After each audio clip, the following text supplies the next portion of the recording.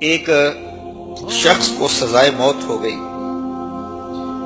اس سے پوچھا گیا زندگی کی آخری آرزو کیا ہے؟ اس نے کہا میں ہارون رشید سے ملنا چاہتا ہوں، بادشاہ وقت سے ملنا چاہتا ہوں. آرزو پوری کر دی گئی. بادشاہ کے دربار میں لے جایا گیا. وہ مجرم سزائے موت کا قیدی جب دربار میں داخل ہوا تو اس نے بلند آواز سے کہا السلام علیکم. بادشاہ تخت پہ بیٹھا تھا. اس نے کہا وعلیکم السلام. اس نے کہا کوئی بات؟ کہا نہیں، بس میرا کام پورا ہو گیا. جلاد آئے، اسے قتل کرنے لگے. اس نے کہا آپ مجھے قتل نہیں کر سکتے. کہا کیوں؟ کہا بادشاہ نے مجھے سلامتی کی ضمانت دے دی. بادشاہ نے کہا میں نے کب دی ہے؟ کہا ابھی نہیں. کہا وعلیکم السلام. تو بادشاہ مسکرا پڑا. کہا جاؤ اس کو آزاد کر دو. تو جب ہم السلام علیکم کہتے ہیں تو ہم ضمانت دے رہے ہوتے ہیں. تو ایک دوسرے کو ہم السلام علیکم بھی کہیں، ہاتھ بھی ملائیں، بغل گیر بھی ہوں اور ایک دوسرے کی جڑیں بھی کاٹیں تو ہم نے سلام لیا ہی نہیں.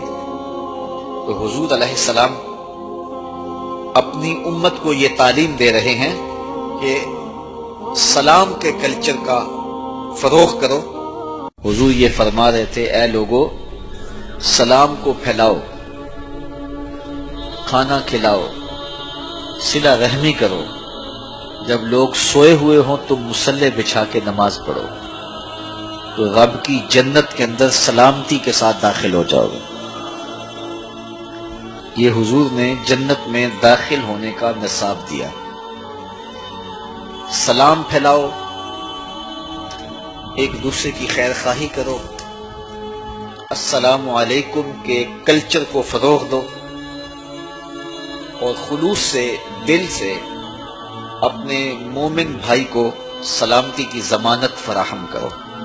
ہم جب کسی کو کہتے ہیں السلام علیکم تو اس کو اپنی جانب سے ضمانت دے رہے ہوتے ہیں کہ میرے بھائی میری جانب سے بے فکر ہو جا، تیری عزت، تیری آبرو، تیرا مال میری جانب سے محفوظ ہے.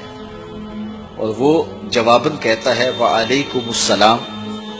اگر تیرے جذبات میرے لیے یہ ہے تو پھر سن لے میری طرف سے تیری عزت بھی محفوظ ہے، تیری آبرو بھی محفوظ ہے، تیرا مال بھی محفوظ ہے، تیری جان بھی محفوظ ہے. تو یہ ایک دوسرے کو ہم ضمانت دیتے ہیں. اور اگر ہم دل سے ضمانت دے رہے ہوں اور وہ بھی جواباً دل سے اس کا جواب دے رہا ہو تو پھر کتنا ستھرا، پاکیزہ اور پر اعتماد معاشرہ تشکیل پائے گا.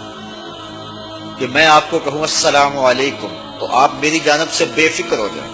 میں کبھی بھی آپ کی آبرو پہ حملہ آور نہیں ہوں گا، میں کبھی بھی آپ کے مال پر حملہ آور نہیں ہوں گا، میں کبھی بھی آپ کی جان پہ حملہ آور نہیں ہوں گا.